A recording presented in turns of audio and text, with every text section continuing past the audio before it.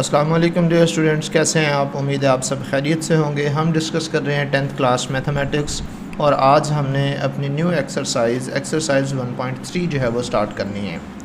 Exercise 1.3 start करने से पहले कुछ बुनियादी चीज़ें जो है वो हमने लाजमी तौर पर सीखनी है।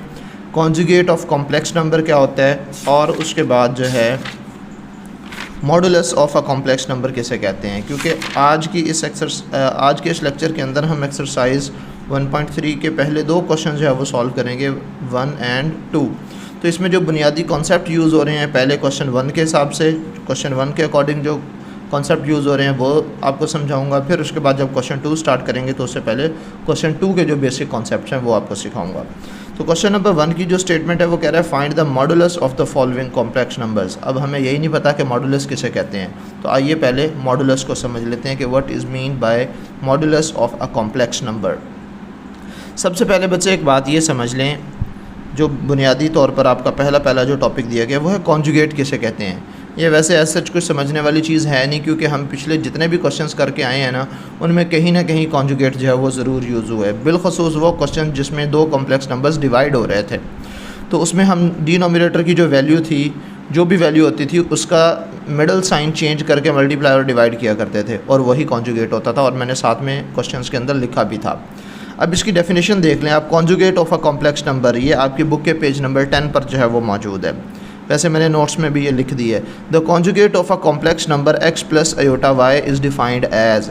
अगर हमारे पास x प्लस अयोटा वाई एक कॉम्प्लेक्स नंबर हो तो जो इसका कॉन्जुगेट होगा वो इस तरह से डिफ़ाइन किया जाएगा x माइनस अयोटा वाई। तो इसका मतलब कि x प्लस अयोटा वाई का जो कॉन्जुगेट होगा वो x माइनस अयोटा वाई होगा, और x माइनस अयोटा वाई का फिर कॉन्जुगेट क्या होगा, x प्लस अयोटा वाई।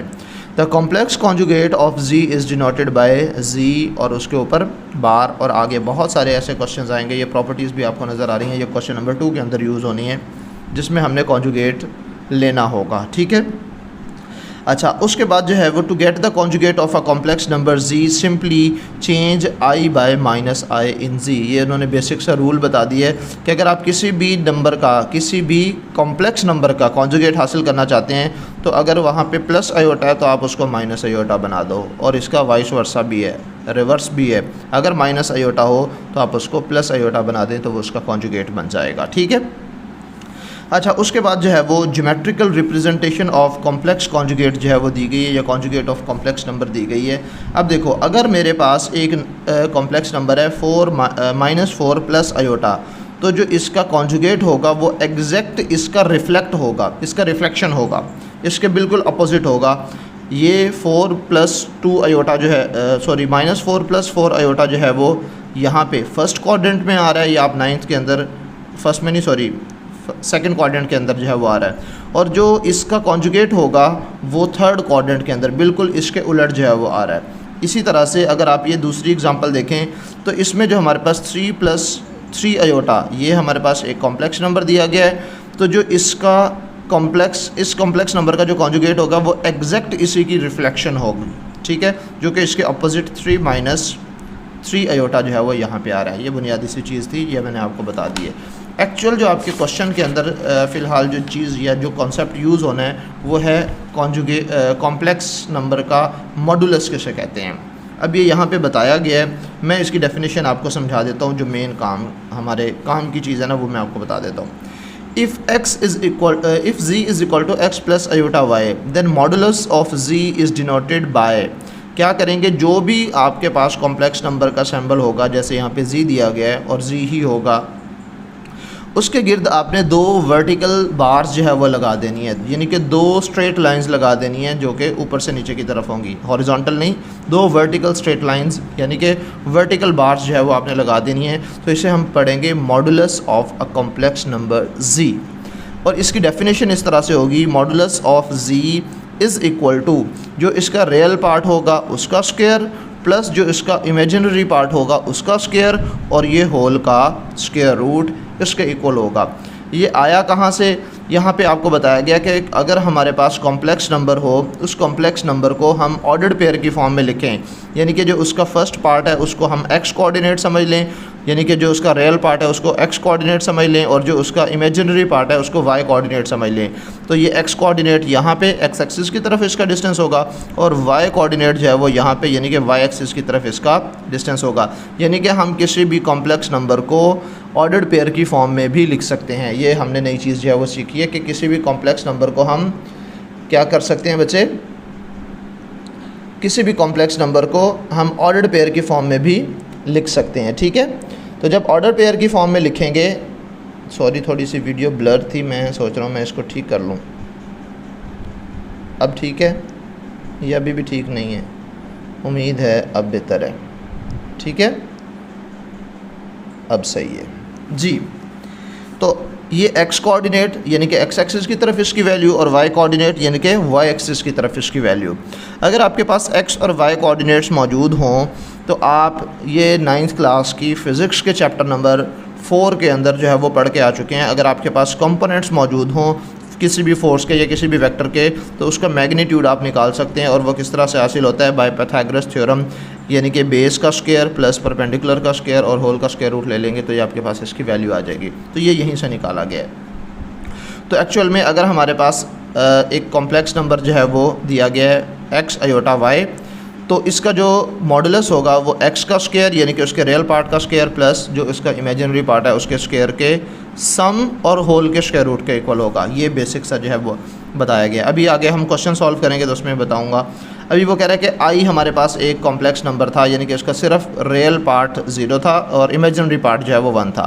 तो इसका मॉडुलस किस तरह से लेंगे, 0 का स्क्वायर प्लस 1 का square which is equal to 1। हम क्वेश्चन स्टार्ट करते हैं, सब कुछ वहीं पे समझ आ जाएगा। तो ये इसका काम ख़त्म हो गया है। अब हम रजिस्टर्ड की तरफ चलते हैं।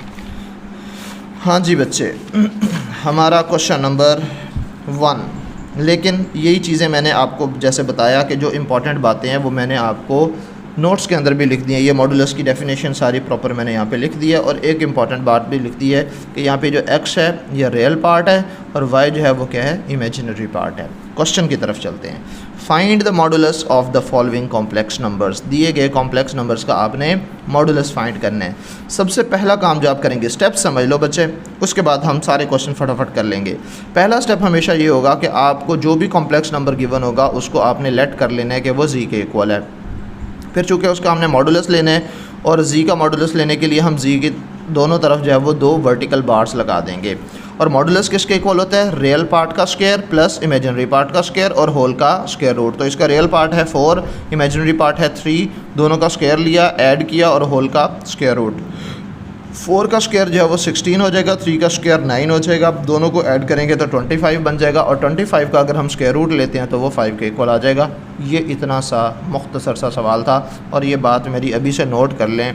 ये क्वेश्चंस शॉर्ट क्वेश्चन के लिए ना इम्पॉर्टेंट हैं, ठीक है, ये इम्पॉर्टेंट हैं शॉर्ट क्वेश्चंस के लिए, ठीक है। फिर पार्ट नंबर 2 में क्या लिखा हुआ है, -5 -4 अयोटा। इसको भी पहले लेट कर लेंगे कि ये जी के इक्वल है, -5 -4 अयोटा।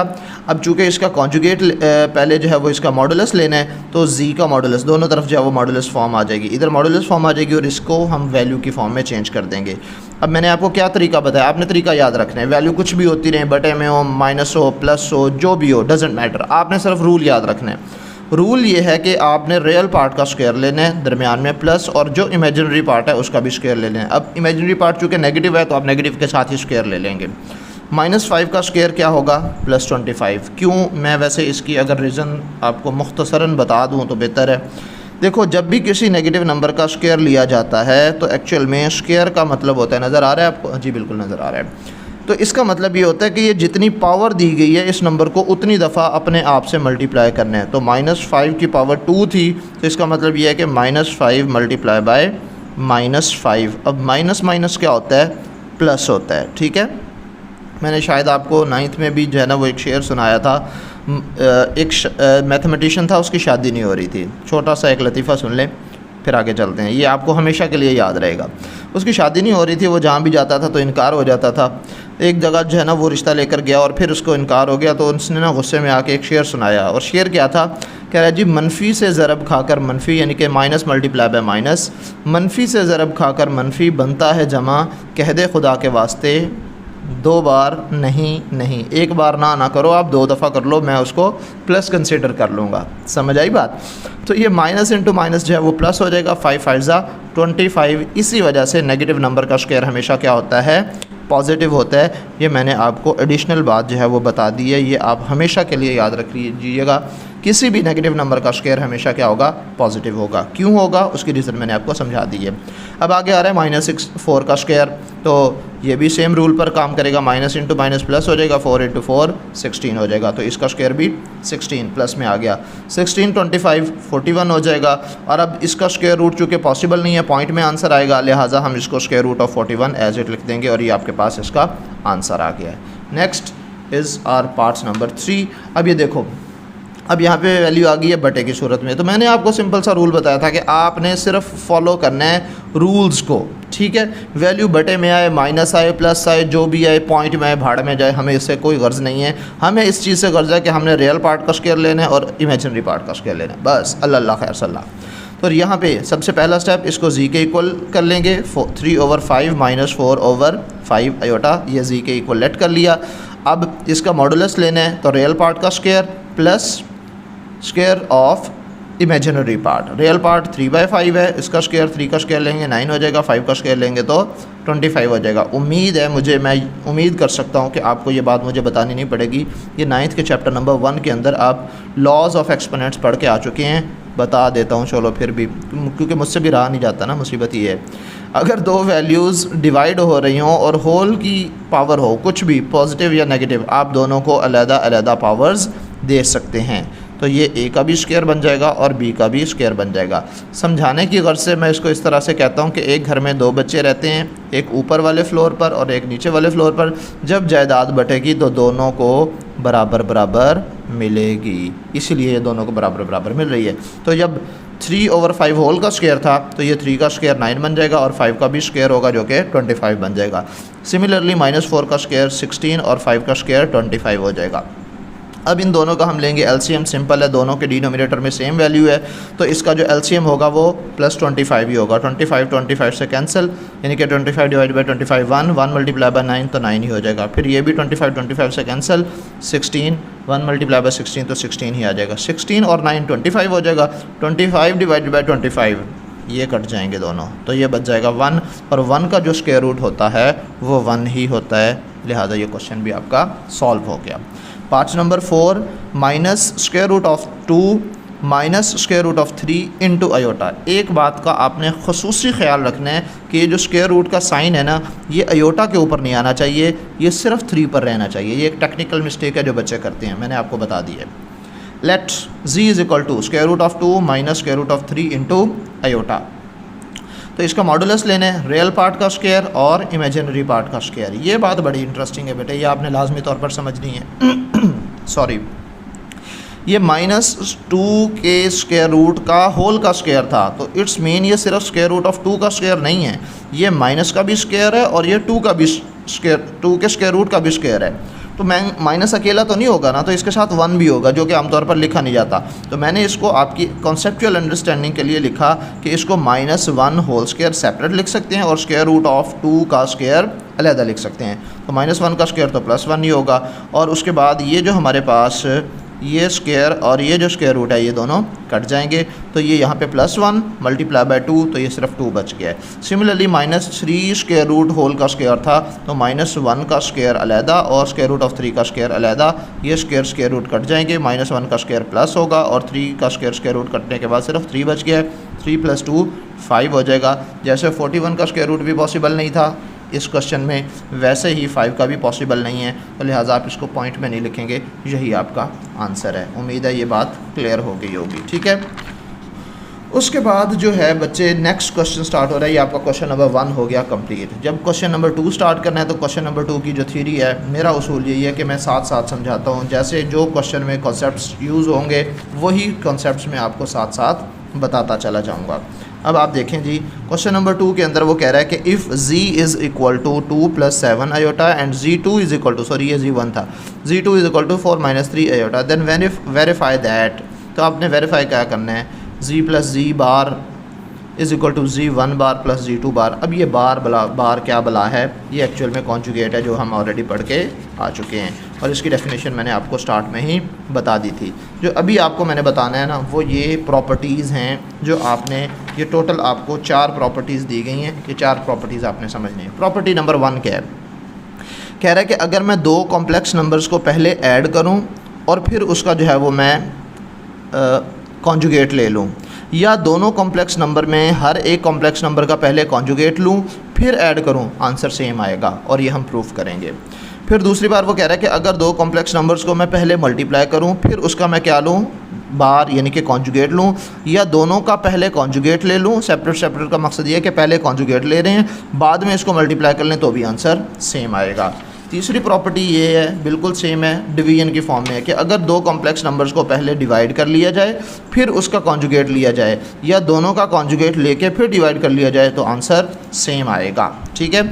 और लास्ट है कि अगर किसी कॉम्प्लेक्स नंबर का 2 दफ़ा कॉन्जुगेट ले लिया जाए तो वो एक्चुअल कॉम्प्लेक्स नंबर के इक्वल आ जाता है। मैं इसको बता देता हूँ। देखो जैसे यहाँ पे उसने एग्जांपल दी है, जी जो है वो इक्वल था x प्लस आयोटा वाई के।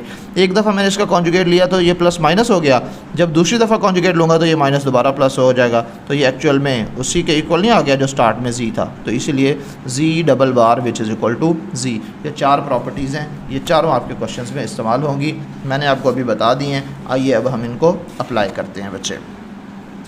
उम्मीद है ये बात क्लियर होगी। ये चारों की चारों प्रॉपर्टीज़ मैंने यहाँ पे लिखी हुई भी हैं। ठीक है। Properties of complex number first, second, third and fourth. हमारा काम है क्वेश्चन सॉल्व करना। अभी क्वेश्चन सॉल्व करते हैं। If Z1 is equal to 2 plus 7 iota, Z2 is equal to 4 minus 3 iota, then verify that Z plus Z whole bar is equal to Z1 bar plus Z2 bar. यानी कि दोनों को की पहले left side को solve करेंगे फिर right side को सॉल्व करेंगे। सबसे पहली चीज़ लेफ्ट हैंड साइड है Z1 प्लस Z2 होल बार। इसका मतलब ये है कि पहले ऐड होंगे फिर उसके बाद जो है वो इसका कॉन्जुगेट लिया जाएगा। सो Z1 की जगह मैंने Z1 की वैल्यू पुट कर दी और Z2 की जगह मैंने उसकी Z2 की वैल्यू पुट कर दी। अब पहले इनको ऐड करेंगे। 2 प्लस 4 रियल पार्ट में ऐड करेंगे और इमेजिनरी पार्ट में ऐड करेंगे। तो मैंने इसको इस तरह से जो है वो लिख दिया। ये उड़े जा रहे हैं, मैं इसको ज़रा संभाल लूँ। हाँ जी बच्चे, 2 प्लस 4 सेपरेट कर लिया, real parts 7 iota plus minus 3 iota, यानी कि दरम्यान में प्लस है ना, प्लस माइनस ही होता है, तो ये 7 आयोटा माइनस 3 आयोटा। 2 प्लस 4 6 हो जाएगा, 7 माइनस 3 4 आयोटा हो जाएगा। अब यहाँ पे लेंगे इसका कॉन्जुगेट, तो जो कि क्या होगा, माइनस, साइन सिर्फ चेंज हो जाएगा। 6 प्लस 4 आयोटा था तो 6 माइनस 4 आयोटा हो जाएगा। और ये हमारी इक्वेशन की लेफ़्ट साइड जो है वो सॉल्व हो चुकी है। अब राइट हैंड साइड लिखेंगे Z1 बार प्लस Z2 बार। तो पहले अब हमने कॉन्जुगेट लेना है, बाद में इनको ऐड करना है। ये सिंपल सी जो है वो बात है। 2 प्लस 7 आयोटा, इसका कॉन्जुगेट लेंगे तो 2 माइनस 7 आयोटा हो जाएगा। दरम्यान में plus as it 4 minus 3 iota, इसका कॉन्जुगेट लेंगे तो 4 प्लस 3 आयोटा हो जाएगा। अब 2 प्लस 4 ये 6 हो जाएगा, माइनस 7 प्लस 3 माइनस का 4 आयोटा हो जाएगा। और 1 और 2 इक्वेशन दोनों का आंसर सेम आ रहा है, सो हम सिंपली लिख देंगे from 1 and 2 left hand side is equal to right hand side. बहुत आसान क्वेश्चन है। क्वेश्चन नंबर 2 देखो, यही सारा काम है बट मल्टीप्लिकेशन की फॉर्म में या प्रोडक्ट की फॉर्म में है। Z1 multiply by Z2 whole bar which is equal to Z1 bar into Z2 bar, जहाँ पे Z2 भी आएगा। ठीक है। अच्छा बच्चे, तो अब यहाँ पे Z1 मल्टीप्लाई बाय Z2 पहले लेंगे, फिर उसके बाद जो है वो इसका कॉन्जुगेट लेंगे। Left hand side Z1 multiply by Z2 whole bar. तो पहले मैं लिख लेता हूँ कि Z1 मल्टीप्लाई बाय Z2 किसके इक्वल है। तो ये Z1 की वैल्यू 2 प्लस 7 आयोटा, Z2 की वैल्यू 4 माइनस 3 आयोटा, मल्टीप्लाई करेंगे। 2 मल्टीप्लाई बाय 4 8 हो जाएगा, 2 multiply by minus 3 iota minus 6 iota हो जाएगा। 7 आयोटा मल्टीप्लाई बाय 4 28 आयोटा हो जाएगा, plus minus minus 7 3 21 iota into iota square हो जाएगा। ठीक है। फिर उसके बाद ये देखो, ये जो हमारे पास 8 है ये एज इट आ जाएगा, माइनस 21 आयोटा स्क्वायर माइनस 1 के इक्वल है। ये हम बहुत पहले से बच्चे ये क्वेश्चंस करके आ चुके हैं 1.2 के अंदर।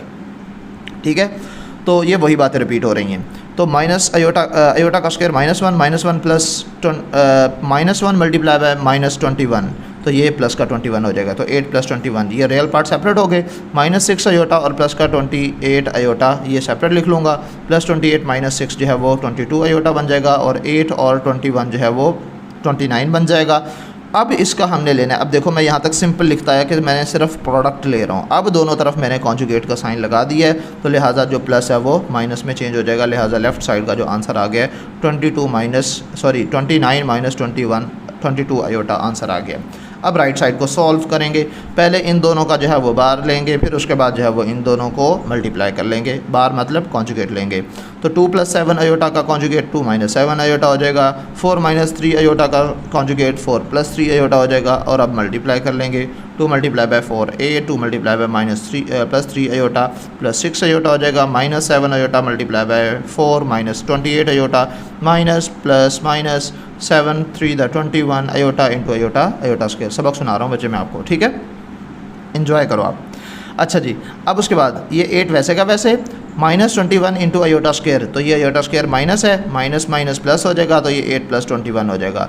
तो 6 आयोटा -28 आयोटा सेपरेट लिख लूँगा और -28 आयोटा प्लस 6 आयोटा, फिर वही -22 आयोटा बन जाएगा। अगेन ये जो हमारे पास राइट हैंड साइड है इसका आंसर भी आ गया 29 - 22 आयोटा, ठीक है।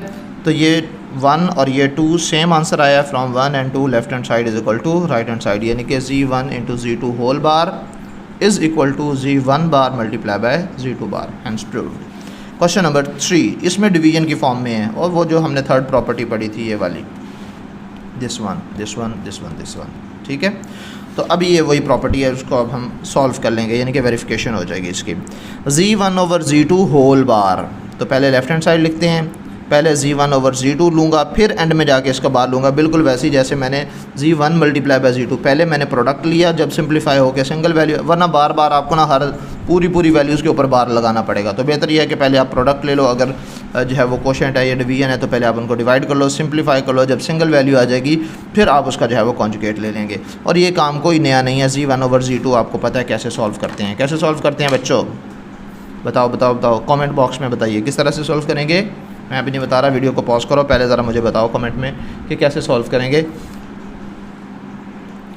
हाँ जी बच्चे, सोच लिया कि क्या करना है, अभी नज़र भी आ रहा है यार। चलें, हमने इसको रैशनलाइज़ करना है, जो इसके डिनोमिनेटर में वैल्यू है उसके कॉन्जुगेट के साथ मल्टीप्लाई और डिवाइड करना है। तो 2 + 7 iota over 4 - 3 iota, 2 + 7 iota divide by 4 - 3 iota, और इसके कॉन्जुगेट के साथ मल्टीप्लाई और डिवाइड करेंगे 4 + 3 आयोटा और 4 + 3 आयोटा, ठीक है।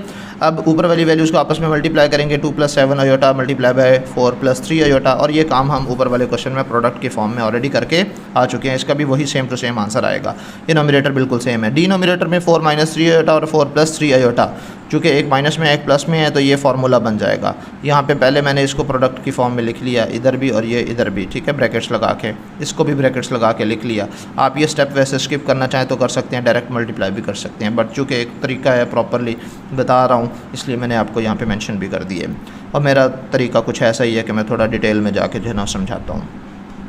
अच्छा खैर, ये मल्टीप्लाई करेंगे बेटा, ये सारी घिसी पिटी बातें वो पहले हम ऊपर करके आ चुके हैं। तो ये सिंप्लीफाई करने के बाद बस नीचे ये देख लें कि ये a - b × a + b, ये a का स्क्वायर माइनस b का स्क्वायर, 4 का स्क्वायर -3 आयोटा होल का स्क्वायर बन जाएगा, और ऊपर वही 29 और -22 आयोटा ही आने, तो वो वैसे का वैसे, बल्कि नहीं, यहाँ देखो ज़रा, वहाँ तो हमारे पास डायरेक्ट मल्टीप्लाई हो रहा था ना, अभी इसके कॉन्जुगेट के साथ मल्टीप्लाई हो रहा है तो वैल्यूज़ चेंज होंगी, तो मल्टीप्लाई कर ही लेते हैं। 2 × 4 = 8, 2 × 3 आयोटा 6 आयोटा हो जाएगा, 7 × 4 28 आयोटा, और 7 और प्लस ये प्लस हो जाएगा, 7 3 × 21 इंटू आयोटा स्क्वायर। अब ये माइनस आयोटा स्क्वायर की जगह -1 आ जाएगा, और ये माइनस का 21 हो जाएगा। अब बाकी सारी चीज़ें ठीक हैं बिल्कुल। 8 - 21 हो जाएगा, 6 आयोटा प्लस 28 आयोटा ये हो जाएगा, ये भी प्लस का ये भी प्लस का, तो ये प्लस का 34 आयोटा हो जाएगा। और 4 का स्क्वायर था तो वो हमारे पास 16 हो गया, 3 आयोटा होल स्क्वायर था तो 3 का स्क्वायर 9 बन गया, और आयोटा स्क्वायर जो है वो बन गया वैसे का वैसे। तो ये आयोटा स्क्वायर की जगह -1 आ जाएगा, तो माइनस माइनस प्लस हो जाएगा, 16 + 9 25 बन जाएगा, माइनस ये 8 - 21 माइनस का 13 हो जाएगा, और 6 + 28 आयोटा, तो ये 34 आयोटा हो जाएगा, ठीक है। तो ये -13 + 34 आयोटा डिवाइडेड बाय 25। अब ये डिवाइड हो रहे हैं तो आप दोनों को सेपरेट -13 डिवाइड बाय 25 और +34 डिवाइड बाय 25 सेपरेटली डिवाइड कर लेंगे। अब आपने एक सिंगल कॉम्प्लेक्स नंबर की फॉर्म में इसको लिख लिया है, अब आप इसका होल का बार ले लें, बजाय इसके कि पूरे क्वेश्चन के ऊपर आपको बार लगाना पड़े। ये सॉल्व हो गया। अब आप इन दोनों को डिवाइड करें, होल का बार लिखें, इस पर भी बार लिखें और ये प्लस को बस माइनस में चेंज कर दें, तो ये हमारी लेफ़्ट हैंड साइड का आंसर आ गया है। ठीक है। उसके बाद जो हमारे पास राइट हैंड साइड है, अब Z1 बार ओवर Z2 बार दोनों का सेपरेट जो है वो बार लेंगे और उसके बाद जो है वो हम इनको सॉल्व करेंगे। ठीक है। दोनों का सेपरेट बार जो है वो लेते हैं। तो पहले 2 + 7 अयोटा इसका बार और 4 - 3 अयोटा इसका बार। ये प्लस है तो ये माइनस हो जाएगा और ये माइनस है तो ये प्लस हो जाएगा। अब इसका तरीका वारदात क्या है, वही कि इसके कॉन्जुगेट के साथ मल्टीप्लाई और डिवाइड करेंगे। तो 4 - 3 अयोटा 4 - 3 अयोटा दोनों के साथ मल्टीप्लाई भी और डिवाइड भी।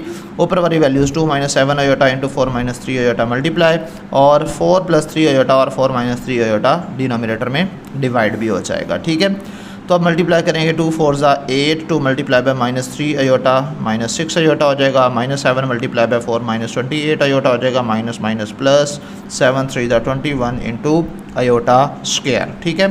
फिर a + b into a - b है, तो इसको मैं a का स्क्वायर - b का स्क्वायर लिख सकता हूँ। 8 वैसे का वैसे और ये प्लस का 21 अयोटा स्क्वायर था तो ये माइनस का 21 हो जाएगा। और उसके बाद -6 अयोटा -28 अयोटा वैसे का वैसे। इन दोनों को सिंप्लीफाई करेंगे, माइनस का 13, इन दोनों को सिंप्लीफाई करेंगे तो माइनस का 34 अयोटा हो जाएगा।